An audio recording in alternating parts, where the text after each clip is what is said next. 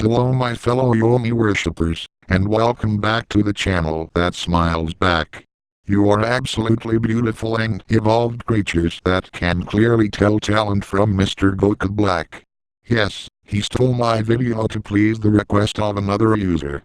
Now, I would be perfectly fine with someone using my work for transformative and beneficial reasons, but Mr. Goku Black didn't even bother to fix the loop I messed up, or credit me anywhere in his description. Not cool. This is absolutely not crusade-worthy, as he didn't directly defame me in any way. Just would like some credit. Anyway, that's the minor news, before we head into the topic of this video. You guys know that feeling, when you're struggling even the tiniest little bit. Maybe you need some help? Well, no matter who it may be, your friends, your spouse, sometimes even your mom and dad, there's a type that you should never get yourself involved with. If you've been with me for a while, I've had many of these people myself. It's basically what Fangame Making is, just a bunch of these people. They want all your ranks, they want all the privileges, and, most importantly, ask you to do stuff for them. Now, this is perfectly reasonable and fine, if they did something to warrant having them being rewarded, like, say, they helped you in a dark time, or they helped in your game development. Sometimes it's okay, if they brought a few lads to help out. Thing is, unlike a respectful and honorable person, they don't do jack shit to actually help. They just sit there, play games, watch anime, complain about why you're taking so long, even though you already did everything you could. Maybe they'll even give that shitty "I'm sure you'll be able to do it" cliche, even though you have no idea what you're doing at all with the subject, and asking them for help, because they are knowledgeable in it. They don't even bother to teach the thing you require them for, to you, so you don't have to ask them anymore, and instead make jank excuses that don't make any coherent sense. Yeah, I guarantee you that you've encountered one of these very disgusting people. Welcome to my new series, Square Up. This is episode 1, and today, I'll be talking about the lazy sleazeballs quote. Yes, that's my term for these sets of people. Now, it may seem pretty easy to spot these people, but really, it's unbelievably hard to detect signs of someone being this type of person when you first meet them, or when you first think of entrusting them to something. However, there are indeed ways of calculating the risk of them being a lazy sleazeball. 1. They have depression. Now, this may seem rather unfair, because everyone has depression, but what I'm talking about are the questionable cases. Like, say, when they refuse ideas that could help make them feel better, or get confrontational when you chime in. People naturally want to get better from an affliction or illness, and if you don't see that in how they communicate, well, they are a 20% risk at being a lazy sleazeball. Another major factor is, if they easily fall for the hype of other popular products, namely games or other media, regardless of if it's good or not. It's a much different story if they've had interest in it for a while or had been a fan for a long time, because they have the experience to know how to assess the final product. However, fair weather fans fail to obtain this experience.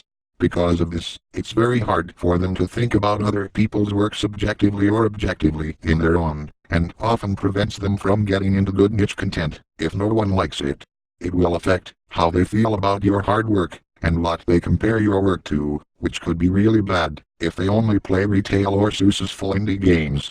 Because of these factors, it's safe to say that, yes, being a normie does put them at a 15 to 40% risk of being a lazy sleazeball. On top of the other two, if you hear them complain about their family, but you hear nothing about any beatings or mean stuff happening, it's an instant 30% chance. The reason why is, because, if they are unable to get along with their own kin, it's impossible for them to think about anyone but themselves. So, now that you instinctively know how to determine finding them, you may be wondering to yourself about if these people have negative consequences for your life or your project. Believe me, they do anything but improve your life. Generally, if they remain solely as your friends, they can't do much harm outside of their personality. However, lazy sleazeballs are most damaging if they are your employee or volunteer, or they have a massive web of friends that behave as they do.